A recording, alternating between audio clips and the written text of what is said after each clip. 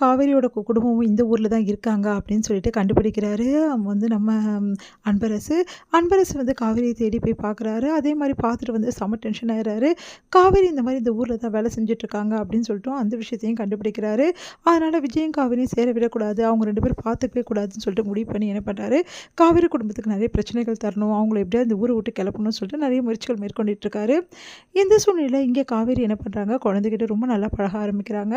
காவேரிக்கு தெரிய வருது குழந்தையோட பேரும் காவேரி தான் சொல்லிட்டு. அதே மாதிரி குழந்தைக்கும் தெரிய வருது நம்ம மிஸ் பேரும் காவேரி தான் சொல்லிட்டு. இந்த விஷயத்தை வீட்டில் சொல்கிறாங்க. அதை கேட்டுட்டு எல்லாருமே அதிர்ச்சியாக பார்த்துட்ருக்காங்க. அப்போ விஜய் அந்த மிஸ்ஸை பார்க்கணுன்ற ஆர்வம் அவருக்குள்ளே அதிகமாகிட்டே போகுது. விஜயும் நிறைய சந்தர்ப்பங்களில் மிஸ்ஸை பார்க்கணும் அப்படின்னு சொல்லிட்டு ட்ரை பண்ணிகிட்ருக்காரு. ஆனால் பார்க்க முடியாமல் போயிடுது. அதனால் விஜயும் பார்க்க முடியாமல் இருக்கார்.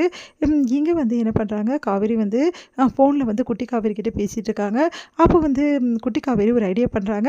மிஸ் ஒரு நிமிஷம் மிஸ் அப்படின்னு சொல்லிட்டு, டேடி நீங்கள் ரொம்ப நாளாக எங்கள் மிஸ்ஸை பார்க்கணும், தேங்க்ஸ் சொல்லணும் அப்படி சொல்லிட்டு இருக்கீங்களா? ஆமாம், இப்போ எங்கள் மிஸ்ஸு லைனில் இருக்காங்க, அவங்களுக்கு தேங்க்ஸ் சொல்லிடுறீங்களா அப்படின்னு சொல்லிட்டு கேட்குறாங்க.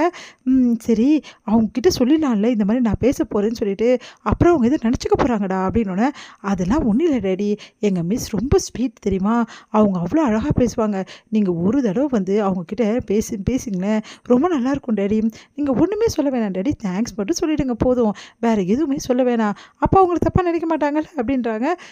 இப்போ என்ன, உங்கள் மிஸ்ஸுக்கு நான் தேங்க்ஸ் சொல்லணும், நேரில் பார்த்து சொல்ல முடியல, அதனால் ஃபோனில் சொல்லணும்னு நினைக்கிறேன் அப்படி தானே அப்படின்னோடனே, ஆமாம் டேடி ப்ளீஸ் டேடி இப்போவாது தேங்க்ஸ் சொல்லுங்களேன் அப்படின்னோடனே, சரி ஃபோனை கொடு அப்படின்னு கேட்குறாங்க. ஒரு நிமிஷம் நான் மிஸ் கிட்ட சொல்லிடுறேன், மிஸ் எங்கள் டேடி உங்ககிட்ட ஒரே ஒரு விஷயம் மட்டும் பேசணுன்றாரு, நான் கொடுக்கட்டுமா? உங்கள் டேடியா? அதெல்லாம் வேணாடா அப்படின்னு சொல்கிறாங்க.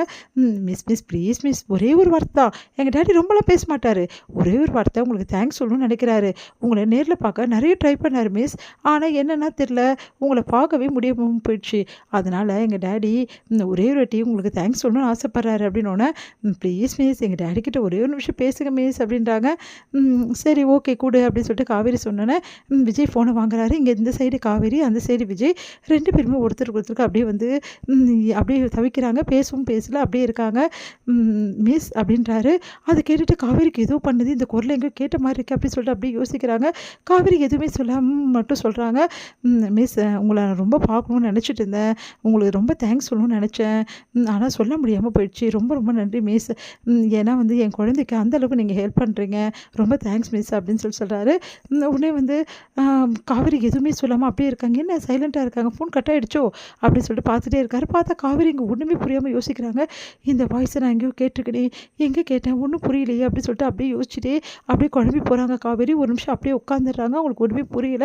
உடனே என்ன எங்கடி பேசுனீங்களா இல்லையா, தேங்க்ஸ் சொன்னீங்களா இல்லையா மிஸ்ஸுக்கு, மிஸ் என்ன சொன்னாங்க பதிலுக்கு அப்படின்னோடனே, ஒன்றுமே சொல்லலையா, என்ன சொல்கிறீங்க டேடி, நீங்கள் சொன்னீங்களா இல்லையா அப்படின்னோடனே, நான் சொன்னேன்டா, ஆனால் அவங்க எதுவுமே சொல்லலை, வாய்ஸே கேட்கல, நீயே பாரு அப்படி சொன்னோன்னே, உடனே ஃபோனை வாங்கி மிஸ் லைனில் தான் இருக்காங்க, நீங்கள் என்னென்ன இல்லைன்றீங்க அப்படி சொல்லிட்டு மிஸ் அப்படின்னோடனே, உடனே யோசனை பண்ணிகிட்டே சொல்லு காவேரி அப்படின்றாங்க.